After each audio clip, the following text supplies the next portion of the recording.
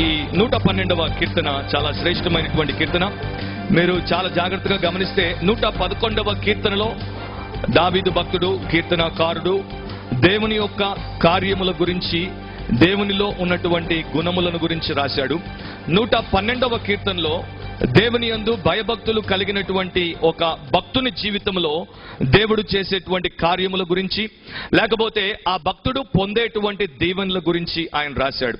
So 112వ కీర్తన చాలా మందికి ఇష్టమైన, ప్రియమైనటువంటి కీర్తన.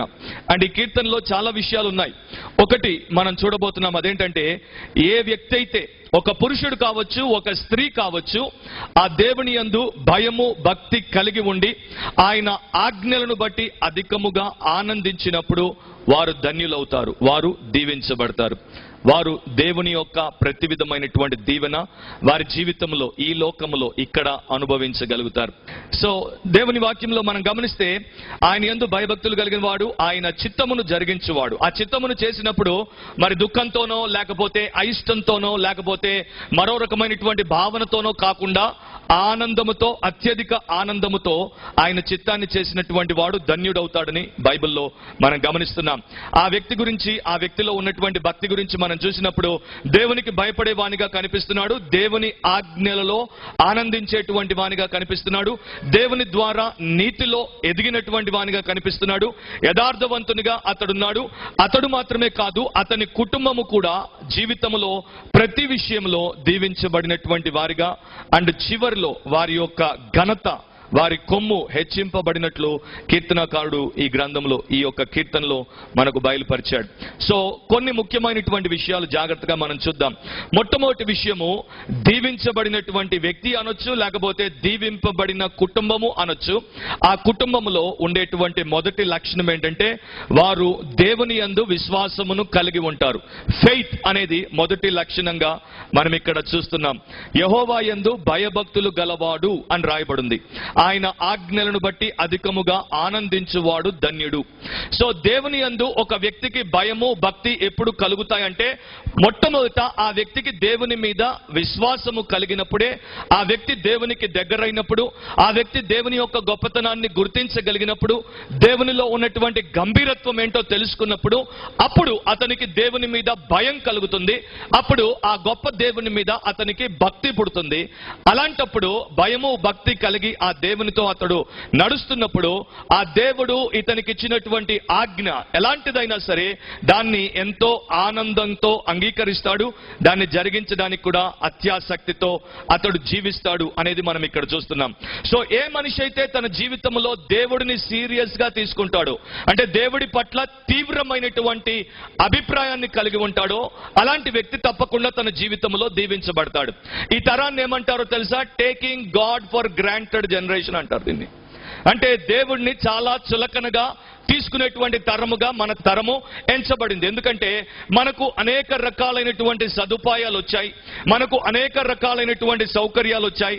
అంతేకాకుండా మనము అనేక విషయాల మీద ఆధారపడగలిగేటువంటి తరములో బ్రతుకుతున్నాం కనుక ఇవేవి మనకు కార్యాలు చేసి పెట్టనప్పుడు దేవుడు మనకు గుర్తుకొస్తాడు. అప్పుడు కానీ మనం దేవుడి దగ్గరికి పోం.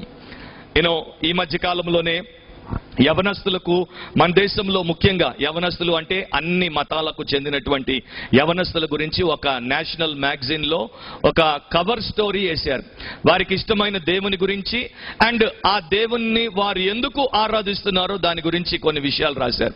దాంట్లో జాగ్రత్తగా గమనిస్తే దేవుడి దగ్గరికి, అది గుడి కావచ్చు, అది మందిర్ కావచ్చు, అది మస్జిద్ కావచ్చు, లేకపోతే మరొకటి కావచ్చు, గురుద్వారా కావచ్చు, చర్చ్ కావచ్చు, ఈ యవనస్తులందరూ దేవుడి దగ్గరికి ఎందుకు వస్తున్నారు అనేది వారు చూస్తే, వారు అక్కడ ఏం కోరికలు కోరుకుంటున్నారు అనేది వారు అడిగినప్పుడు, తెలుసుకున్నప్పుడు వారికి తెలిసిన విషయం ఏంటంటే, చాలా మంది యవనస్తులు ఎందుకు వచ్చారో తెలుసా?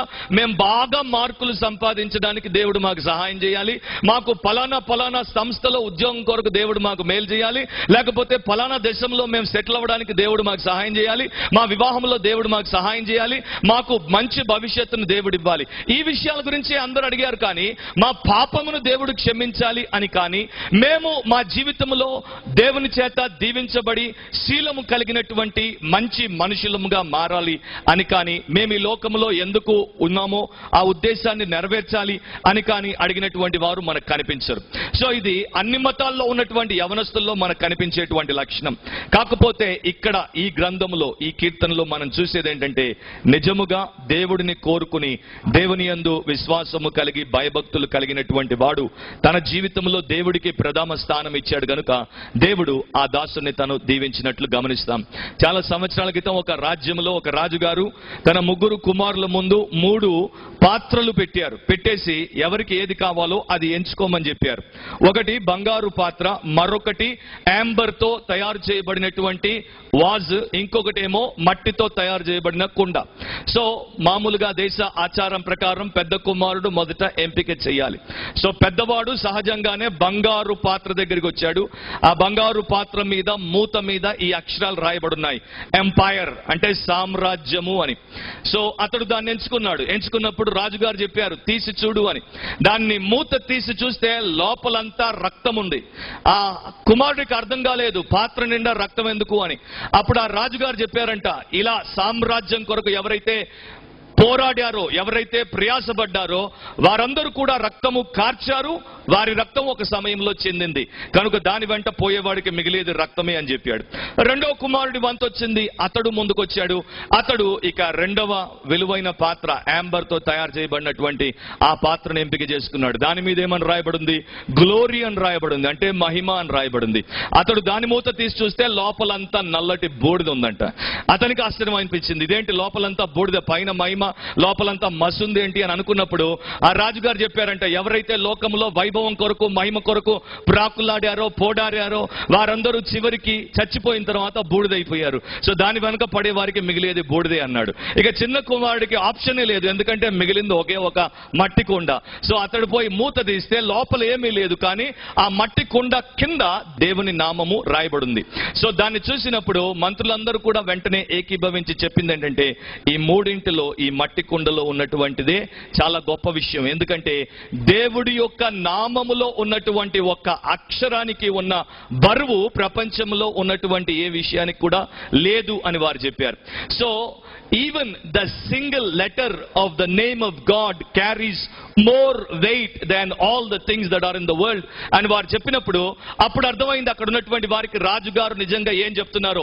మీరు సామ్రాజ్యాన్ని కోరుకోవడం కాదు, మీరు మహిమను కోరుకోవడం కాదు, మీరు ఐశ్వర్యం కోరుకోవడం కాదు, మీ బ్రతుకులో అన్నిటికన్నా ప్రధానంగా మీరు కోవాల్సినటువంటి విషయం ఏంటంటే దేవుణ్ణి కోరుకోవాలి.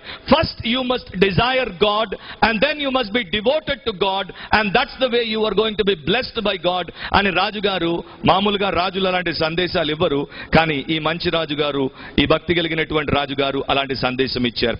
సో దేవుని వాక్యాన్ని మనం చూస్తే దీవించబడుట లేకపోతే ధన్యతలోనికి రావడానికి కొన్ని మాటలు బైబిల్లో మనకు కనిపిస్తాయి. చాలా ఉన్నాయి, కానీ కొన్నింటిని నేను మీకు చూపించి ముందుకెళ్తాను. మనము 34వ కీర్తన 8వ వచనాన్ని చదివినప్పుడు ఇక్కడ కీర్తనలో ఈ మాట ఉంది, యెహోవా ఉత్తముడని రుచి చూచి తెలుసుకొనుడి, ఆయనను ఆశ్రయించు నరుడు ధన్యుడు అని రాయబడింది. ఎవడు ధన్యుడు అనే దానికి జవాబు దేవుడే ఇస్తున్నాడు. దేవుణ్ణి ఆశ్రయించేటువంటి వాడు ధన్యుడు, దేవుని యందు మరి శరణు కోరేటువంటి వాడు ధన్యుడు, ఆయన పంచను చేరేటువంటి వాడు ధన్యుడు, ఆయన రెక్కల కిందికి వచ్చేటువంటి వాడు ధన్యుడు అని దేవుని వాక్యం అంటోంది. నేను మిమ్మల్ని ఒక ప్రశ్న అడుగుతాను, మీరు కష్టములో ఉన్నప్పుడు ఎవరినైనా ఆశ్రయించాల్సి వచ్చినప్పుడు ఎవరిని ఆశ్రయిస్తారు? మీరు ఎవరినైతే ఎక్కువగా నమ్మగలుగుతారో వారిని ఆశ్రయిస్తారా, లేకపోతే ఎవరినంటే వారిని పోయి ఆశ్రయిస్తారా? ఎవరిని ఆశ్రయిస్తారు? మీరు కష్టంలో ఉన్నప్పుడు, మీకు బాగా సహాయం కావాల్సి వచ్చినప్పుడు, మీకు అత్యధిక విశ్వాసం ఏ వ్యక్తి మీద ఉంటుందో, ఎవరైతే మీ కష్టం నుండి మిమ్మల్ని బయటికి తీసుకురాగలరని నమ్ముతారో ఆ వ్యక్తిని మీరు ఆశ్రయిస్తారు. సో ఇక్కడ కీర్తనకారుడు ఆయనను ఆశ్రయించు నరుడు ధన్యుడు అని రాశాడంటే దాని అర్థం ఏంటంటే, ఎవడైతే దేవుణ్ణి నమ్ముతాడో అలాంటి వాడే దేవుని యొక్క శరణు వేడుతాడు, వాడు ధన్యుడు అని ఆయన చెప్తున్నాడు. సో మన లైఫ్ లో ప్రధానంగా మనం చేయాల్సినటువంటి పని దీవించబడ్డానికి, మన ప్రభు అయిన అయినటువంటి యేసుక్రీస్తును విశ్వసించుట, ఆయనను నమ్ముట, ఎలాంటి షరతు లేకుండా ఆ ప్రభు మీద మనం పూర్తిగా విశ్వాసంతో ఆధారపడడం ఎప్పుడైతే మొదలు పెడతామో అది మన జీవితంలో దీవించబడుటకు మనం వేసే మొదటి అడుగు. 1988కి వింటర్ ఒలింపిక్స్ కి ముందు ఒక ప్రత్యేకమైనటువంటి క్రీడను ఆ ఒలింపిక్స్ లో ప్రవేశపెట్టారు. దాన్ని స్లాలోమ్ స్కీయింగ్ అంటారు. స్లాలోమ్ స్కీయింగ్ అంటే మామూలుగా స్కీయింగ్ మీకు తెలుసు, ఐస్ మీద వారు మరి స్కీయింగ్ చేస్తుంటారు. ఇదేమో ఎత్తు పల్లాల మీద స్కీయింగ్ చేయడం అన్నమాట. దీంట్లో వింత ఏంటంటే పుట్టుగుడ్డు వారు ఈ యొక్క క్రీడలో పాలు పంపులు కలిగి ఉంటారు. వారికి చూపు లేదు, సో వారు పైకి కిందికి ఎగురుతూ ఆ ఐస్ మీద స్కీయింగ్ చేయాలి. ఒక్క చిన్న పొరపాటు చేస్తే మెడ విరిగిపోతుంది, నడ్డి విరిగిపోతుంది, వారి ప్రాణం పోతుంది. కొన్ని మాసాలు వారికి ఒక ప్రత్యేకమైనటువంటి ట్రైనింగ్ ఇచ్చారు. ఆ చూపు ఉన్నటువంటి వ్యక్తి చూపు లేనటువంటి ఒక ఈ స్కీయర్ ని తన వెంట పెట్టుకొని ట్రైనింగ్ ఇచ్చాడు. ముందు ఫ్లాట్స్ మీద ట్రైనింగ్ ఇచ్చాడు. తనతో పాటు తీసుకెళ్తూ స్ట్రైట్ అన్నప్పుడు స్ట్రైట్ గా పోవడం, రైట్ అన్నప్పుడు రైట్ కి వెళ్ళడం, లెఫ్ట్ అన్నప్పుడు లెఫ్ట్ కి వెళ్ళడం, అలా ట్రైనింగ్ ఇచ్చిన తర్వాత ఆ ట్రైనింగ్ లో వీరు పాస్ అయిన తర్వాత అప్పుడిక వారు పల్లాల్లోనికి తీసుకుని వచ్చారు. అప్పుడు ఆయన రైట్ అని లెఫ్ట్ అని జంప్ అన్నప్పుడు ఆయన చెప్పిన దాన్ని బట్టి అతడు చూస్తాడు, ఇతడు చూడలేడు. దాని ప్రకారం అతడు చేసుకుంటూ పోయి ఆ యొక్క పోటీల్లో వారు పాలు పంపులు పొందారు. సో దీని గురించి ఒక జర్నలిస్ట్ ఏమని వ్యాఖ్యానించాడంటే, ఆ యొక్క స్కీయర్, బ్లైండ్ స్కీయర్ ఆ పోటీలో నెగ్గడానికి కాదు, ఆ పోటీ నుండి అతడు బ్రతికి బయటికి రావాలన్నా కూడా ఈ స్కీయర్ మీదే అతడు కంప్లీట్ గా ఆధారపడాలి. Either it is complete trust or it is catastrophe అని అన్నాడు ఆయన. సో పూర్తిగా నమ్మడము లేకపోతే పూర్తిగా నట్టేట మునగడమే ఆ పరిస్థితి అని వారు చెప్పారు. సో దేవుడి వాక్యాన్ని మనం గమనిస్తే మన బ్రతుకులో అనేక విషయాల మీద మనం ఆధారపడతాం. వాటి ద్వారా మనం మేలు పొందొచ్చు, పొందకపోవచ్చు. వాటి ద్వారా నిజమైనటువంటి ధన్యత మాత్రం రాదు అని నేను చెప్పగలను. ఎందుకంటే దేవుడు ఆయన చూపించినటువంటి మార్గములో ఆయనను ఆశ్రయించు నరుడు మాత్రమే దీవించబడతాడు అని రాశాడు. రెండో విషయాన్ని మనం చూస్తే 32వ కీర్తన మొదటి 2 వచనాలు, తన అతిక్రమములకు పరిహారము నొందినవాడు, తన పాపమునకు ప్రాయశ్చిత్తము నొందినవాడు ధన్యుడు. యెహోవా చేత నిర్దోషి అని ఎంచబడిన వాడు, ఆత్మలో కపటము లేనివాడు ధన్యుడు అని అంటాడు. మనమైతే ఏం చెప్తాము? బాగా డబ్బున్నవాడు ధన్యుడు, PhD ఉన్నవాడు ధన్యుడు, గొప్ప హోదాలో ఉద్యోగం చేసేవాడు ధన్యుడు, సంస్థ పెట్టిన 5 సంవత్సరాలకు 10 మిలియన్లు అతడు సాధించిన వాడు ధన్యుడు అని మనం చెప్తాం. కానీ ఇక్కడ దేవుడు ఏమంటున్నాడు? అతిక్రమాలకు పరిహారం నొందినవాడు, తన పాపమునకు ప్రాయశ్చిత్తము నొందినవాడు, ముఖ్యంగా యెహోవా చేత నిర్దోషి అని ఎంచబడిన వాడు ధన్యుడు. మనందరికీ మన గురించి ఒక అభిప్రాయం ఉంది, అండ్ ఇతరులకు కూడా మన గురించి ఒక అభిప్రాయం ఉంది. నేను మీ గురించి ఏమనుకుంటున్నానో మీకు తెలియదు, అండ్ మీరు నా గురించి ఏమనుకుంటున్నారో నాకు తెలియదు. కాకపోతే ఒకరి గురించి ఒకరం అభిప్రాయాలు ఏర్పాటు చేసుకుంటాం. అలా మనం జీవిస్తాం. సొసైటీలో మనకు అలాంటి అభిప్రాయం. సో కొంతమంది అనుకుంటారు, నేను చాలా మంచివాడిని, నేను చాలా మర్యాదస్తుణ్ణి, నేను చాలా గొప్ప వ్యక్తిని అని. కొంతమంది వారి గురించి సర్టిఫికెట్లు ఇస్తుంటారు. బ్రదర్ పలానా వ్యక్తి మంచివాడు, పలానా సిస్టర్ చాలా మర్యాదస్తురాలు, లేకపోతే ఆయన అయితే మహాత్ముడు అని అంటారు. ఎవరు నీ గురించి నా గురించి ఏమంటున్నారు అన్నది ముఖ్యం కాదు, కానీ దేవుడు నీ గురించి నా గురించి ఏమంటున్నాడు అన్నది ముఖ్యం. దేవుడు నీకు సర్టిఫై చేశాడా నీవు ఒక నిర్దోషివి అని, నేను ఒక నిర్దోషిని అని. అది ఎప్పుడు జరుగుతుంది? ఎప్పుడైతే మనం క్రీస్తు యేసునందు విశ్వాసం ఉంచుతామో, మన పాపం క్షమించబడి మన నీతిమంతులంగా తీర్చబడినప్పుడు ఆ తండ్రి అయినటువంటి దేవుడు తన యొక్క సమక్షంలో ఒక సర్టిఫికేషన్ మనకి ఇస్తాడు. అదేంటంటే ఈ వ్యక్తి నిర్దోషి, ఆ వ్యక్తి నిర్దోషి అని. అండ్ దేవుని దృష్టిలో ధన్యత ఏంటంటే ఆత్మలో కపటము లేనివాడు ధన్యుడు అని అంటుంది. ఎంత గొప్ప విషయం అది! ఆత్మలో కపటము లేనివాడు ధన్యుడు.